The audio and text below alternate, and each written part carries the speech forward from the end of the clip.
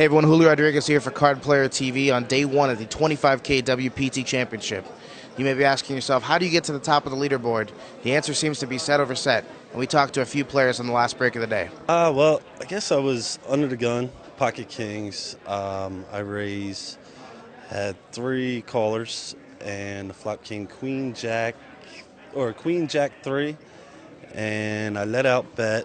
There was a raise, a re-raise, then I flat, and the guy who had the set of queens, Vivek, yeah, he re-raised there, and then there was the other guy flat, and I flat, and then, kind of I was wondering, I guess I was behind, and then the king hit on the turn. It was the money card, and basically I checked, he shoved, the other guy called, and the only thing possibly beating me there was a straight, but then I made the call, and they were both drawing dead at that point with the set of queens and two pair queen jack the guy had. So it's a nice little hand to grab there.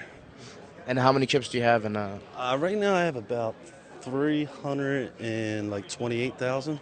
So just building. Yeah, building chips. That's the theme today. Building. So get through this last level, go get some rest, and come back and build some more tomorrow. So. Well, it's no secret. I'm here to talk about the set over set. Can you tell us about that hand? Yeah, I opened to 1,000 from the cutoff, and kid to my left, who is a young aggressive player, he had been 3-betting me a lot today. He re-raised to 3,000. I had pocket fours, and I think I had folded previously to every single one of his 3-bets, and I ended up calling, which probably isn't a great call against someone who 3-bets a lot because it's a small pair, and if you flop a set you might not really hit because it's not like he's only re-raising you with aces, kings, and queens or something like that. The flop was 6-4 deuce, which was an awesome flop for me. Two hearts. I checked, he bet like 3,600. I check raised to 12,800. He thought for a long time and called. The turn was 10 of spades, which put 2 spades in addition to the 2 hearts on the board. I bet 25. He thought for a really long time.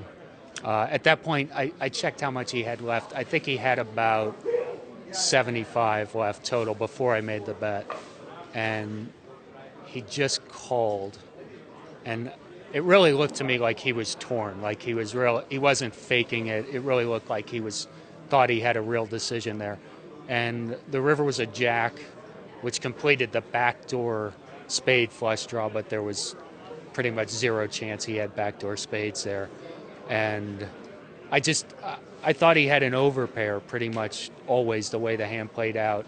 So I moved all in, and he thought for a while, and he said, wow, I hope you don't have a bigger set than I do, which surprised me because I didn't expect him to ever have like pocket sixes or pocket twos there because he re-raised from the button when I raised from the cutoff. So those aren't hands that people usually re-raise in that spot. They just call. But the way he was really tanking about it, I figured he was more likely to have twos than sixes. Not that it mattered to me at that point anyway, because I had already moved them all in. And he called and he did have twos, so I got very lucky, which was nice. Now, do you think he had a good read on you, or was it just lucky paranoia? What do you mean? That he was just thinking the worst and happened to be right this time? Well, I mean, he ended up calling anyway. I mean, my range there, I'm going to have sets there, like sixes and fours, and then I could have some flush draw type hands. So even though he had a set in that spot, he really is only beating a bluff there, a flush draw that missed. Because, I mean, there's really no difference between his hand and, say, aces there. Because the way I played the hand, it's exactly the same. That'll do it for us here on day one. Be sure to check back tomorrow as we continue to bring you coverage from the 25K WPT Championship. I'm Julio Rodriguez for Card Player TV.